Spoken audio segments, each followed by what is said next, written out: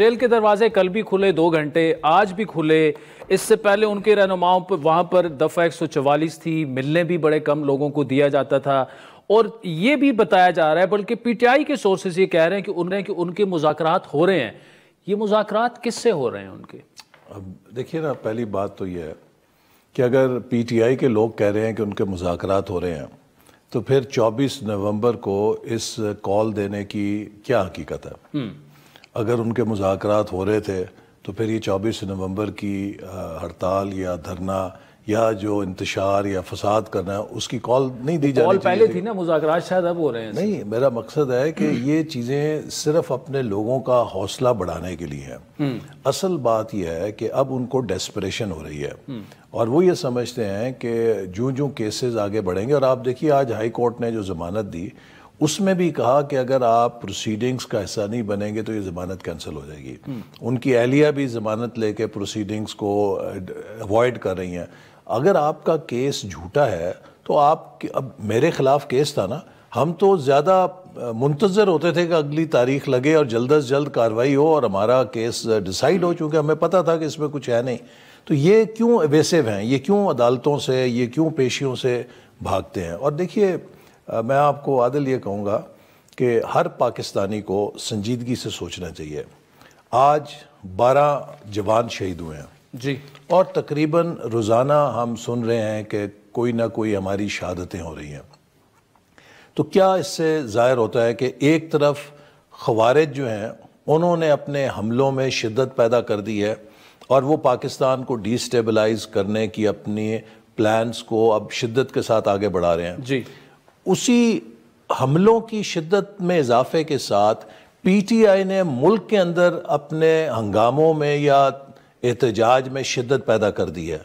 تو کیا ایک طرف خوارج حملہ کر رہی ہے ریاست پہ، دوسری طرف پی ٹی آئی ریاست پہ حملہ آور ہو رہی ہے؟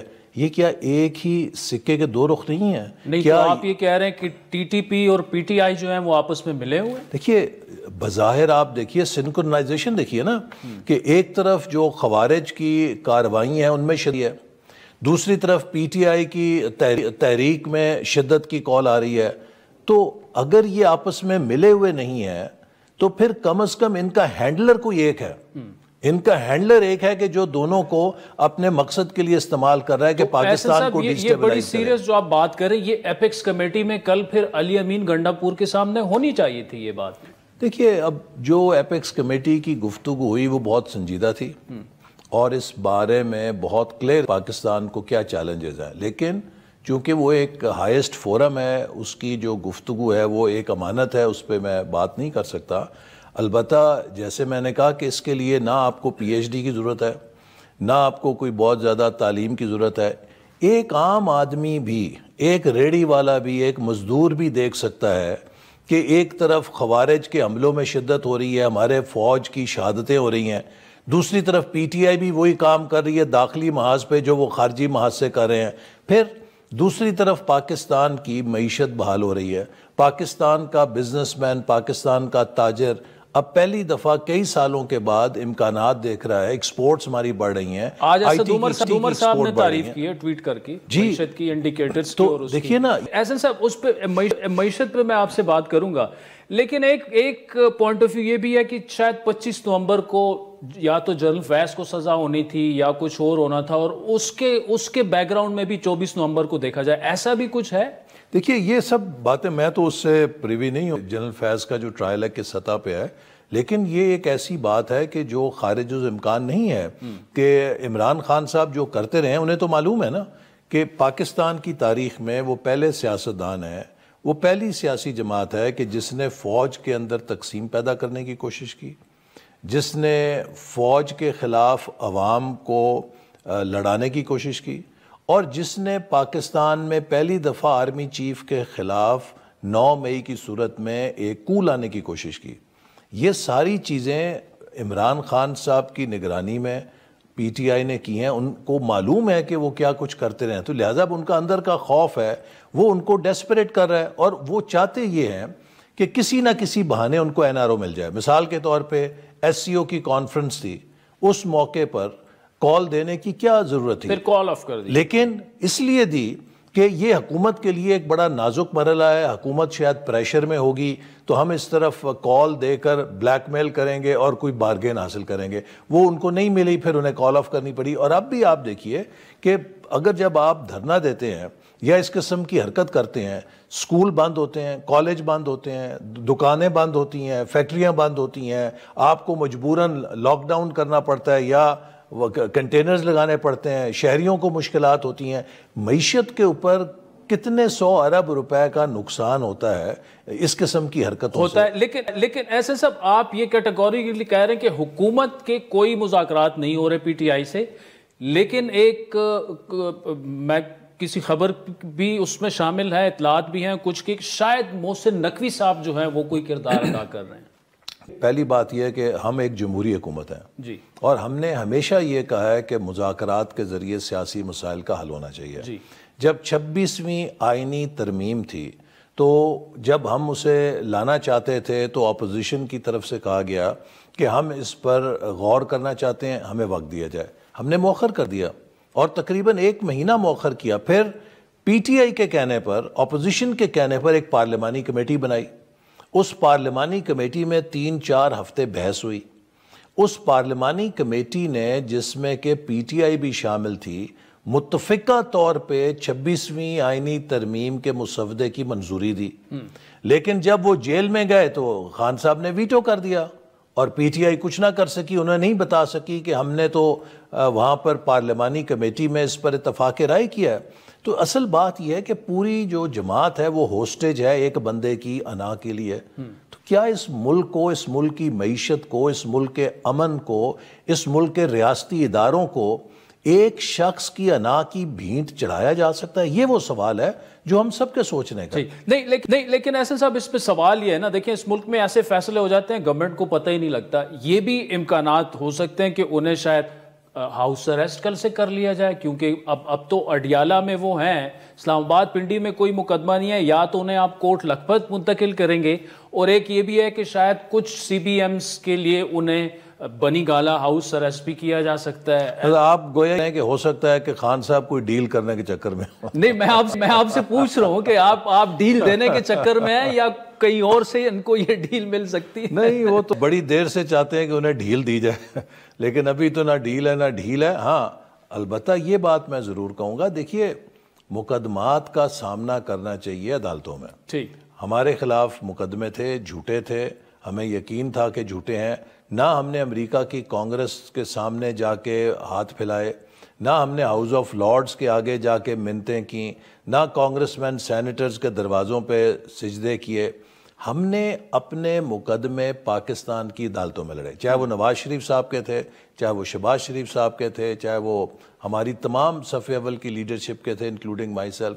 ہم نے اپنی بے گناہی عدالتوں میں ثابت کی۔ اگر خان صاحب کے خیال میں یہ مقدمے جھوٹے ہیں تو عدالتوں میں لڑیں اور اپنی بے گناہی ثابت کریں، لیکن اگر 190 پاؤنڈ کا ڈاکہ آپ نے ڈالا ہے، اگر آپ نے 190 ملین پاؤنڈ جو پاکستان کے خزانے میں آنے چاہیے تھے، اسے اپنے ایک دوست کے جرمانے کے اکاؤنٹ میں ڈال کے اس کے عوض مرات لی ہیں، زیورات لیے ہیں، پلاٹ لیے ہیں، تو پھر یہ جو امانت میں خیانت کی ہے صادق اور امین سو کالڈ ہوتے ہوئے، یہ پھر ناقابل معافی ہے نا۔ آپ تو یہ تو خود ہی کہتے تھے جی بڑوں کے لیے اور چھوٹوں کے لیے قانون فرق نہیں ہونا چاہیے۔ 3 مطالبات ہیں، وہ یہ نہیں کہہ رہے کہ میرے مقدمات ختم کریں، وہ کہہ رہے ہیں 26ویں آئینی ترمیم کو آپ واپس لیں، ہمارا مینڈیٹ ہمیں جو ہے وہ واپس کریں، اور جو بے گناہ ہمارے اسیران ہیں، سیاسی قیدی ہیں، ان کو رہا کیا جائے۔ یہ 3 مطالبات آپ ماننے کے لیے تیار ہیں؟ بات یہ کہ اگر وہ اپنا مینڈیٹ جو ہے، جسے وہ کہتے ہیں کہ چرایا گیا، اور ہم اس کا مطلب یہ ہے نا کہ وہ 8 فروری کے الیکشن کو نہیں مان رہے، جی،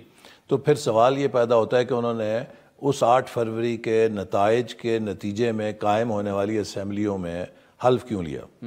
پھر سوال یہ پیدا ہوتا ہے کہ وہ کیوں نہایت باقاعدگی سے 1 دن کا ٹی اے ڈی اے ضائع کیے بغیر صوبائی اور قومی اسمبلیوں سے اپنے ٹی اے ڈی اے بھی وصول کر رہے ہیں۔ انہوں نے صدر کو، وزیر اعظم کو، اسپیکر کو، ڈپٹی اسپیکر کو اپنے ووٹ بھی دیے ہیں۔ تو اگر آپ سمجھتے ہیں کہ آپ سے زیادتی ہوئی تھی اور آپ اپنا مینڈیٹ واپس لینا چاہتے ہیں تو اس کا ایک بڑا آسان راستہ ہے، ان اسمبلیوں کو جنہیں آپ نہیں مانتے ان سے استعفیٰ دے دیں، باہر چلے جائیں۔ پھر آپ کہہ سکتے ہیں کہ جی ہم تو اس نظام کا حصہ نہیں, ہمیں وہ ہمارا چوری کی ہوا مینڈیٹ دو, تو آپ کریں. وہ بھی آپ میں ہمت نہیں ہے, آپ اس نظام سے بھی چپ کر رہنا چاہتے ہیں. کوئی مطالبہ حکومت مانے گی نہیں. دیکھیے اب خود پی ٹی آئی 8 فروری کے الیکشن کو تسلیم کر چکی ہے, اسمبلیوں میں حلف اٹھا کے, صدر اور وزیر اعظم کے انتخابات میں حصہ لے کر وہ اس پورے عمل کو لیجیٹمائز کر چکے ہیں. اب اگر وہ صرف ملک کے اندر ڈیسٹیبلائزیشن پیدا کرنے کی خاطر اس طرح کے مطالبات کریں گے, تو میں نے جیسے پہلے کہا کہ کسی ایک شخص کی انا کی خاطر ہم 24 کروڑ عوام کے مستقبل کو داؤ پہ نہیں لگا سکتے. پاکستان کو بڑی مشکل سے, بڑی قربانی سے عوام نے قربانی دی ہے, مہنگائی کو برداشت کیا ہے, اس ڈیفالٹ سچویشن سے نکال کر ہم یہاں تک لائے ہیں کہ آج تمام انڈیکیٹرز اب مثبت ہو رہے ہیں. اب ہم نے آگے چلنا ہے. اب میرا پی ٹی آئی سے اور عمران خان صاحب سے ایک ہی مطالبہ ہے, خدا کے لیے پاکستان کو چلنے دو. جب بھی پاکستان چلنے لگتا ہے آپ دھرنے دیتے ہیں. 2014 میں بھی آپ نے یہ کیا تھا. آپ کوئی مطالبات نہیں مان رہے تو اس کا مطلب they will march on اسلام آباد on 24th of November. Government کی اسٹریٹجی کیا ہے؟ آپ لوگ آنے دیں گے؟ کنٹینرز تو آلریڈی پنڈی اسلام آباد میں پہنچ آئے ہیں. What's the strategy? حکومت اس کا فرض ہے کہ وہ لوگوں کے جان اور مال کی تحفظ کرے, وہ سرکاری تنصیبات کی حفاظت کرے, وہ ڈپلومیٹک کمیونٹی کی حفاظت کرے. یہ لوگ وائلنٹ لوگ ہیں, انہوں نے ہمیشہ تشدد کیا ہے. آپ کے سامنے پارلیمنٹ پہ قبضہ کیا, پی ٹی وی کو جلایا, پشاور میں ریڈیو پاکستان کی بلڈنگ جلا دی, حتیٰ یہ کہ قائد اعظم محمد علی جناح کی نشانی جناح ہاؤس کو بھی جلا کے راکھ کر دیا, فوج کی تنصیبات پہ حملہ کیا, جی ایچ کیو پہ حملہ کیا. تو اس کے بعد اب آپ ان پر اعتماد تو نہیں کر سکتے نا کہ یہ آگے کیا کریں گے. تو جو حکومت کے اقدامات ہیں حفاظتی, حکومت پورے کرے گی. اور کسی نے قانون کو ہاتھ میں لینے کی کوشش کی تو اس سے یقیناً سختی کے ساتھ نپٹا جائے گا. دیکھیے ہم پاکستان ایسے سب میں ایک چیز سمجھنا, یعنی آپ آنے دیں گے اور اگر انہوں نے کوئی ایسا ویسا کیا تو پھر آپ کریک ڈاؤن کریں گے, لیکن اگر لاکھوں لوگ فار ایگزامپل آ جاتے ہیں, وہ مجمع کیسے کنٹرول کریں گے؟ دیکھیے پی ٹی آئی کے پاس کتنے ووٹ ہیں مجھے بتایا نا, کتنی اکثریت نے ووٹ دیا, کتنے پرسنٹیج ووٹ تھا؟ ایسن صاحب وہ اگر 30-32% ہوگا نا. نہیں دیکھیے P T I 1 lakh vote لے کر آ سکتی ہے تو 4 لاکھ لوگوں نے اس کے خلاف ووٹ دیا ہوا ہے. ٹھیک ہے, تو پھر کیا ہم نے لاکھ کا یہ تو پھر ہم جا رہے ہیں نا پریمیٹیو دور کے اندر کہ جہاں لشکر کشی ہوتی تھی اور لشکر کشی سے آپ مرکز فتح کیے کرتے تھے. کیا یہ پاکستان ایک نیوکلیئر سٹیٹ جو ہے وہ لشکر کشی کے ساتھ چلے گا؟ اسی لیے میں کہتا ہوں کہ یہ کسی کے ایجنڈے پر کام کر رہے ہیں, یہ ان طاقتوں کے ایجنڈے پر کام کر رہے ہیں جو پاکستان کو ڈی لیجیٹمائز کرنا چاہتے ہیں ایز اے رسپانسبل سٹیٹ. اور یہ پی ٹی آئی کے ورکرز کو بھی سمجھنا چاہیے کہ خان صاحب کی سیاست پاکستان کی سیاست نہیں ہے, وہ پاکستان کو کمزور کرنے کی سیاست کر رہے ہیں, پاکستان میں انتشار پیدا کرنے کی سیاست کر رہے ہیں. کیا یہ محض اتفاق ہے کہ ایک طرف پاکستان کے دفاعی ادارہ جو پاک فوج ہے جو ہماری سلامتی کو دیکھتی ہے, ایک طرف خوارج اور دہشت گرد اس پہ حملہ کر رہے ہیں, دوسری طرف پی ٹی آئی بھی اس پہ حملہ کر رہی ہے؟ آپ بتائیں نا, اس کو دیکھ کے ایک اندھے کو بھی سمجھ آتا ہے کہ یہ کس کے ایجنڈے پر کام کر رہے ہیں. ایسن صاحب آخر میں چینج آف گارڈز کی کا ایک کالم لکھا گیا, پھر پیپلز پارٹی جس طرح سے اب اپوزیشن کر رہی ہے آپ کی, کل ندیم افضل چل نے کہا ہماری اکثریت چاہتی ہے کہ ہم اس حکومت سے نکل جائیں. اب انہوں نے پبلک اکاؤنٹس کمیٹی کی چیئرمین شپ بھی آپ سے مانگ لی ہے, وہ آپ سے اب مذاکرات بھی کریں. کیا ایک تو اس بات کے امکانات ہیں کہ کوئی ایک قومی حکومت بن جائے, نمبر 1. نمبر 2, کیا پبلک اکاؤنٹس کمیٹی کی چیئرمین شپ آپ دینے کے لیے تیار ہے پیپلز پارٹی؟ دیکھیے اب ایسی بات نہیں, میں نے بھی ٹی وی پہ سنا ہے کہ انہوں نے کوئی ٹیم بنائی ہے, تو ہمارے لوگ بھی ان سے بات چیت کریں گے. کولیشن کے اندر اس طرح کے معاملات ہوتے رہتے ہیں. یہ تو 2 پارٹیز یا 3-4 3-4 پارٹیز ہیں, بہت کم ہے. ہم نے تو الحمدللہ 12 پارٹیز کی کولیشن, لوگ کہتے تھے 1 مہینہ نہیں چلے گی, تو ہم نے 16 مہینے چلائی ہے. تو یہ ہلکی پھلکی موسیقی کولیشن جہاں پر بھی ہوگی اس میں بھی چلتی رہتی ہے, لیکن انشاءاللہ کوئی ایسی بات نہیں ہے کہ جو ایسی بد اعتمادی ہو کہ جس سے دونوں پارٹیز کسی ایسی سٹیج پر ہیں کہ وہ حکومت میں ساتھ نہیں چلنا چاہتے. پبلک اکاؤنٹس کمیٹی کی چیئرمین شپ کا معاملہ ہے. دیکھیے ابھی باضابطہ میرے علم میں نہیں ہے کہ پیپلز پارٹی نے ایسا مطالبہ سلیم مانڈی والا صاحب نے خط لکھا ہے اسپیکر صاحب کو. جی, اس کے جو اسپیکر صاحب فیصلہ کریں گے اس